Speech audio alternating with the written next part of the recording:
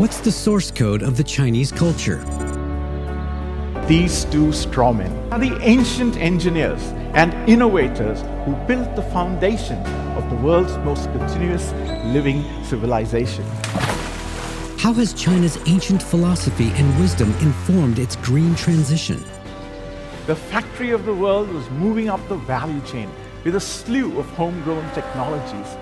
Vikram Channa, Vice President of Production and Development at Discovery Networks Asia Pacific, dissects China's green transition through his unique lens.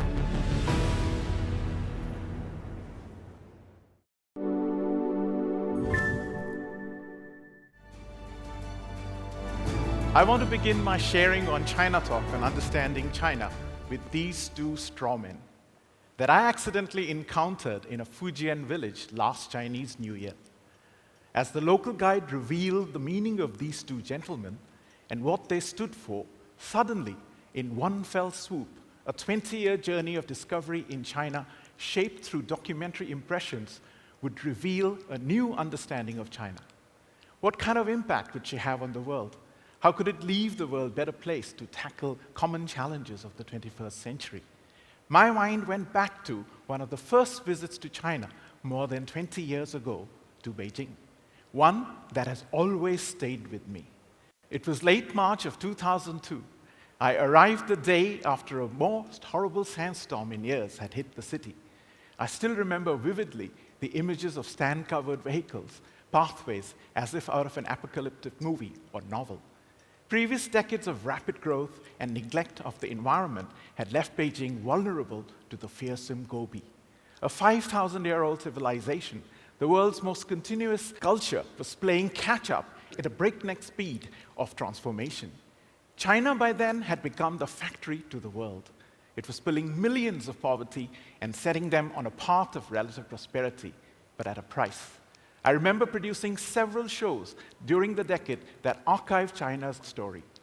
From the engineering marvels, ancient and modern, the impact of high-speed trains on lives of the people, the first stirrings of technological revolution. And truly, it was an impressive showcase, one indicative of a bright future that beckoned. Yet, in the editing rooms, as we put these shows together, we shuddered at the painful task of color-correcting the dark, polluted skies that we encountered so often in these films. I still remember Beijing in the years after the Summer Olympics in 2008. Even as China's coming out party had left the world awestruck, a pungent yellow smog was a constant companion during many visits that followed. But then, things began to change. A decade later, in May of 2019, a group of us were on a site to visit Ningxia's Tengge Desert with the local environmental officials. We were in the desert, but it was very hard to spot it. Only a very carefully preserved patch of pure sand dune in its resplendent form showcased what had stood before. In northwestern China, back-breaking sacrifices of local farmers going back decades while using their ancient wisdom found in these special straw grids, together with some custom-innovated implements, had the power to make the desert disappear. Later, I would discover another story of sacrifice just like the farmers in Ningxia. This was the emotive story of the Sahinba spirit. Here, a local community fought a 3-generation battle to reforest the entire area denuded by the last 100 years of damage because of industrial development and created a green miracle. Such efforts are recognized by the United Nations as forest cover in China has increased to 24% over the past 10 years. We recently captured the story of such accomplishments in a unique competitive reality series called Can Video Games Change the World? For the show, we invited video game designers to immerse themselves into the lives of local farmers and gamify their efforts into actual video games that serve to excite and inspire young viewers in China and abroad. That challenging issues like desertification can be addressed through determined efforts involving local communities, China style. By now, I was already living in Beijing. In any given week, gorgeous pure blue skies tended to dominate more often than not. This was no longer a temporary APEC blue. Later, in another site visit to Jiangjiakou, close to Beijing, in Hebei province, we witnessed smart electricity grids using 5G technology with cutting-edge inverters to stabilize at source clean power being generated using wind, solar, and hydro. The goal is to supply zero-carbon energy to the entire Beijing area by 2060 and to the entire country itself. This effort had already been piloted in 2022 for the Winter Olympics in Beijing, making the energy supplies to the entire event clean and green.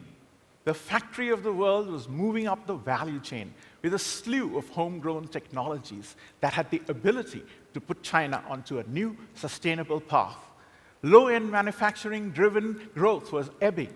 Shenzhen's Shanghai economy was giving way to an AI-led innovation and high-end manufacturing and green manufacturing that now includes efficient batteries that power China's homegrown electric vehicles industry.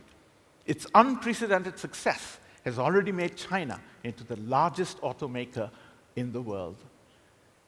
Hei Mao, Bai Mao, former Chinese leader Deng's pragmatic black and white cats were indeed evolving into a new era of Jiqi Mao, or robot cats, with this high-tech innovation new novel. Could the factory of the world that once polluted now evolve into the world's leading manufacturer and exporter of green public goods, provide a toolkit for humanity's common challenges, from climate change issues to those that concern sustainable development? In the 20 years that March date, when I witnessed the after effects of the desert's fury, it is indeed a full circle for China's journey. Once upon a time, blue jeans defined America. Can clean and green products from China achieve the same? And in the process, clear the fog between nations in the near future. At the end, I would like to draw you back to the two strawmen from Fujian. From herein lies my sense of conviction that this transition to a new economy and to even a new world is perhaps more than skin deep. For these strawmen are not ordinary.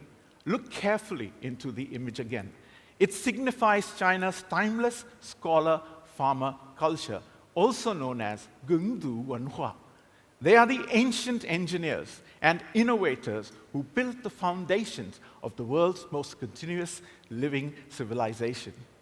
It is Gengdu Wenhua that is indeed the source code of this culture, its very DNA, where three mythic emperors, Fuxi, Shennong, and Huangdi, all observed, recorded, and studied the passages in heavens above the cycle of nature on earth. They invented the calendar that still reminds contemporary China of its roots.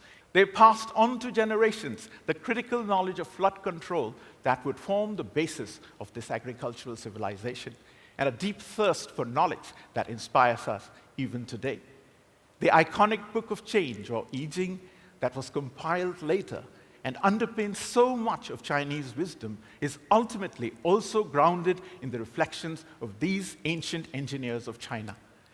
If Lincoln inspired us all with the idea of the people, by the people, and for the people, can China's inheritance from its ancestors remind us once again how intrinsically we are of nature, by nature, and for nature, and always a part of it?